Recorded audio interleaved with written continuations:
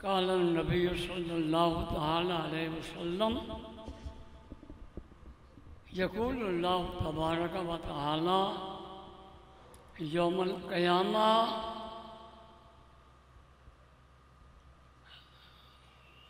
غدوا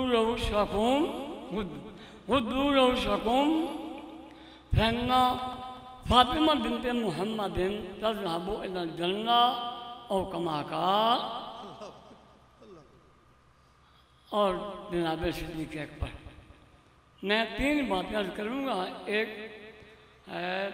پیر جی کے حق میں شاہ صاحب کی بلا کو خدا نے ایک جانب نسبت عطا فرمائی ہے تاجدار گولڈا کی اور ایک جانب نسبت عطا فرمائی ہے تاجدار بریلی کی. میں سمجھتا ہوں کہ 2 آدمی اگر جمع ہو جائیں کسی دل میں ان کے ایمان کی حفاظت بھی خدا کرے گا اور ان کی زندگی میں برقرار رہیں گی.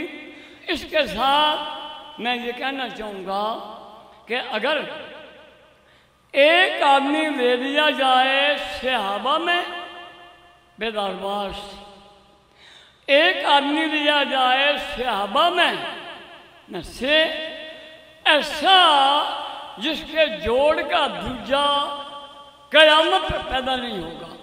ایک اور ایسی شخصیت ہم تلاش کریں اہل بیت میں کہ جن کے جوڑ کا آدمی شخصیت نہ پہلے تھی نہ اب ہے نہ قیامت تک ہوگی. ان 2 کو آپ جمع کریں گے تو فیصلہ شادی فرمائیں گے.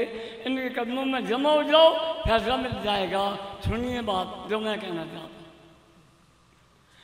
صحابہ کرام پھر آنکھوں پر بڑا کچھ کہنے کو جی چاہتا ہے، حالات اجازت نہیں دیتے، صحت بھی نہیں ہے.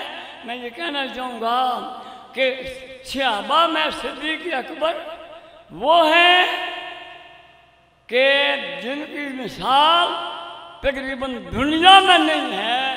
اس کے لیے کوئی 5-10 مثالیں میرے ذہن میں ہیں، وقت نہیں دوں گا آپ کا. میں یہ سمجھتا ہوں کہ وہ ایسی شخصیت ہیں کہ ان کے جوڑ کا یا ان میں پائی جانے والی اوصاف کا کوئی آدمی پوری کائنات میں نہ تھا نہ ہے اور نہ ہوگا.